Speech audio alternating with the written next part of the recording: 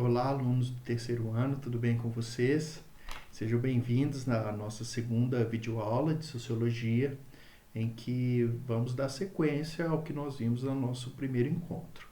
Bom, nós estamos estudando o capítulo 2 do nosso livro, da nossa apostila, cujo tema é Durkheim e Weber.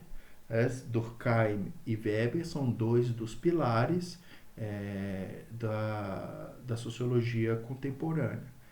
Esses dois pensadores somados a Karl Marx formam o tripé, podemos dizer assim, do surgimento da sociologia enquanto ciência autônoma, independente de outros campos do conhecimento, né? E um dos personagens mais importantes para transformar a sociologia numa ciência própria é justamente Emile Durkheim, que é o primeiro autor que nós vamos estudar e já estamos estudando nesse capítulo. Né? Emile Durkheim, ele tem a sua sociologia adjetivada como sociologia funcionalista, e é um conceito importante da gente trazer para vocês, né? A sociologia funcionalista de Durkheim tem esse nome porque ela busca entender o funcionamento da sociedade, quais são os mecanismos, as formas, as normas, as leis que regem o funcionamento da sociedade. Nós não podemos esquecer que Durkheim ele é fortemente inspirado pelo positivismo de Auguste Comte. Né? Ele também tem influência de Saint-Simon, que é um pensador mais primitivo na história da sociologia, né? Um pensador anterior a Durkheim e que também, assim como o pensamento positivista de Auguste Comte, vão entender que as ciências naturais têm muito a contribuir para a metodologia das ciências humanas e especificamente das ciências sociais. Né? Então, Durkheim ele vai beber nessas fontes, ele vai se inspirar nessas fontes para construir o seu pensamento sociológico. E a partir disso, ele vai elaborar a sociologia como uma disciplina própria e ele então é conhecido como ter sido o primeiro professor universitário de sociologia. Ele cria essa disciplina na universidade que ele lecionava e então começa a dar aulas de sociologia. Durkheim era formado em Direito e Economia, que são duas áreas importantes das ciências humanas, das ciências sociais, mas e que são ciências próprias. Né? O direito, a economia, a antropologia, a filosofia, são áreas do pensamento que têm seu estatuto próprio, mas a sociologia, antes de Durkheim, não tinha esse estatuto próprio.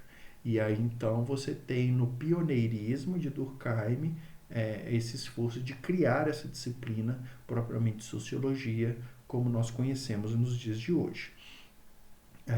Bom, nós vimos na aula anterior o conceito de Durkheim de consciência coletiva. Nós vimos a importância disso para a coesão social, que é um tema muito importante para a reflexão de Durkheim. Né? Nós vimos, então, também um conceito importantíssimo, que é o conceito de fato social. É o grande conceito de Durkheim para o estudo da sociologia. Ele entendia que a sociologia, para ser uma ciência, ela tem que ter um objeto de estudo, vamos dizer assim, um objeto de estudo bem claro, bem acessível, bem definido, talvez essa seja a melhor palavra. E a gente sabe que a dinâmica das interações sociais, elas são muito fluidas, elas se modificam muito, e fica muito difícil de você criar uma ciência que vai estudar algo que é tão efêmero como são as relações sociais.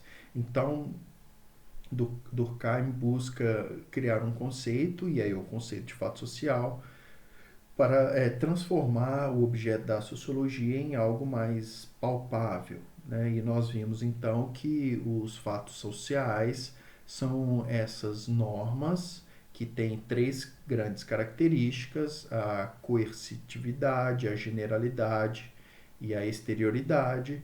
e que elas acabam de alguma forma regendo a vida social, regendo as pessoas no seu convívio coletivo.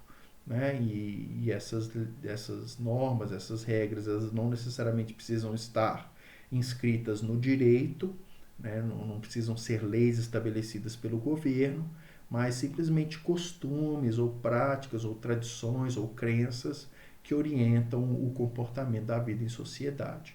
Bom, além desses conceitos, né, eu convido vocês a ir para a página de número 16, e aí nós vamos tratar de dois outros elementos importantes na sociologia de Durkheim. O primeiro deles é a divisão social do trabalho e a forma de solidariedade. Nós falamos na primeira aula que que a coesão social é essa grande identificação de como a sociedade deve funcionar. Então, a ideia de que a sociedade é um corpo vivo, um organismo vivo, é um sistema que funciona por meio de diversas partes diferentes que, ao se unirem, formam um todo harmônico. Então, a sociedade para Durkheim era isso, né? E a grande forma de fazer com que essas várias partes se unam em um sistema é justamente o que Durkheim identifica como a divisão social do trabalho. Durkheim vai afirmar que as pessoas, um dos grandes motivos que impulsionam as pessoas a viverem em sociedade é a necessidade que elas têm de oferecer o seu trabalho para outras pessoas e também receber o trabalho da sociedade. Então, essa divisão social do trabalho, Durkheim vai dizer que é uma realidade presente em todas as sociedades. Toda sociedade tem alguma forma de dividir o trabalho por meio das capacidades individuais de cada um, né, por meio da organização mesmo da economia. E essa divisão é que gera a colaboração, a cooperação, que vai gerar, portanto, a coesão social, que é essa forma de gerar, de promover uma solidariedade, né? Um vínculo social em que você oferece a sua mão de obra, você oferece as suas capacidades, as suas competências, portanto, serve uma parte importante das necessidades da sociedade. Mas, por outro lado, você também é servido por diversos outros trabalhos, diversas outras pessoas que fazem coisas para o seu benefício, né? E que você depende disso. Né? Nós dependemos, só para citar um exemplo, nós dependemos do padeiro que faz o pão. Nós dependemos, vamos pensar no contexto da padaria. O padeiro precisa de fazer o pão, então ele tem a sua divisão do trabalho. Mas não basta o padeiro fazer o pão, você tem que ter o panificador que vai abrir a empresa a padaria como uma empresa e vai fazer com que esses pães circulem comercialmente. Mas também você precisa do caixa, da pessoa que vai receber o dinheiro referente ao pão, vai conferir, vai dar o troco se for necessário para que a venda ocorra. Então, um exemplo bem simples aqui, né? A gente pode multiplicar isso por todas as áreas da nossa vida social. Né? Se você precisa de aprender, você precisa ter um professor, por exemplo, que vai te ensinar.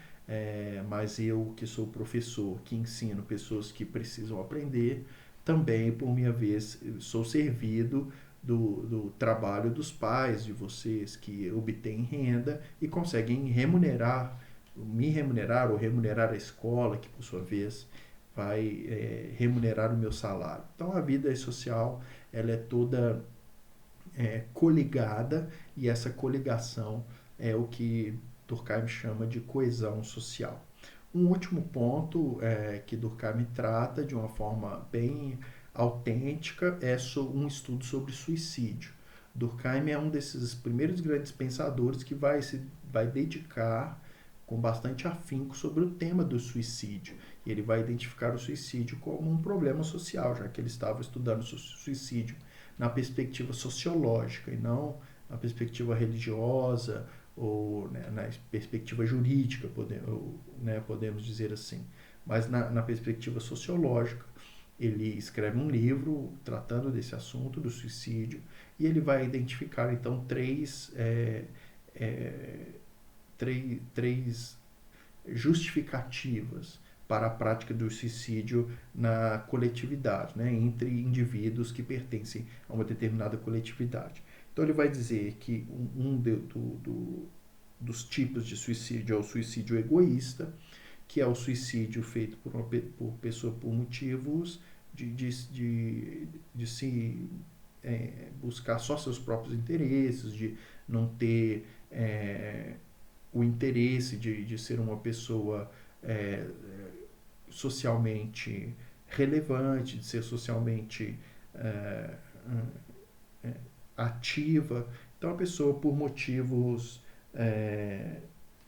individuais, por motivos de não se sentir integrado numa determinada sociedade, ele então se sente deslocado existencialmente e escolhe então a prática do suicídio.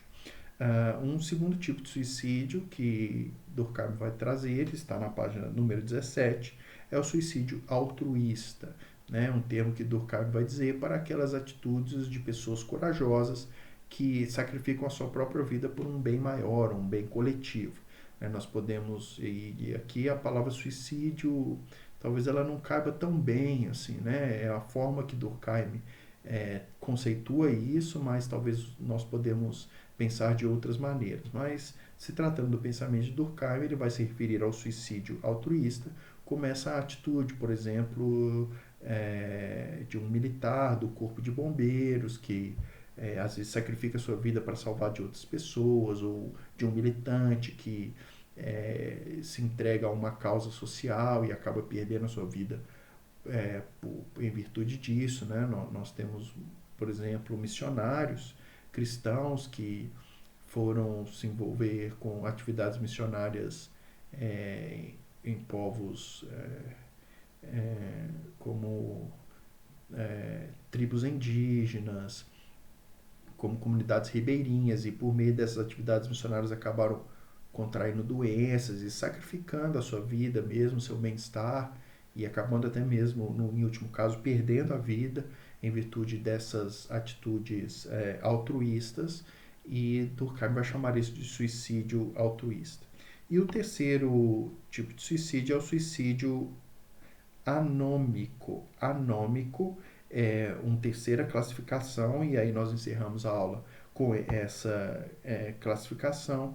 São suicídios decorrentes especificamente de distúrbios da própria sociedade. E aí é o grande tema de interesse de Durkheim. Durkheim, ele se interessa pelas anomalias na coesão social. Então ele vai procurar identificar quais são os fatores sociais que vão levar a pessoas a cometerem suicídios, não por questões egoístas propriamente ditas, mas, ou seja, que são problemas do próprio indivíduo, mas ele vai questionar suicídios que são praticados por problemas da própria sociedade. Então, uma sociedade que não oferece boas condições existenciais para pessoas, sociedades que excluem minorias e que impedem que essas minorias tenham uma vida digna, são sociedades que vão gerar essas anomalias e que vão acabar favorecendo a prática desse terceiro tipo de suicídio. Tá bom, pessoal? Então, esse é o estudo sobre Durkheim que nós temos preparado para você para essa videoaula. Nós encerramos por aqui. Agradeço a vocês pela paciência, né? Peço que continue estudando, se esforçando aí, lendo material didático, acompanhando as nossas aulas, e nós nos vemos no nosso próximo encontro. Um abraço.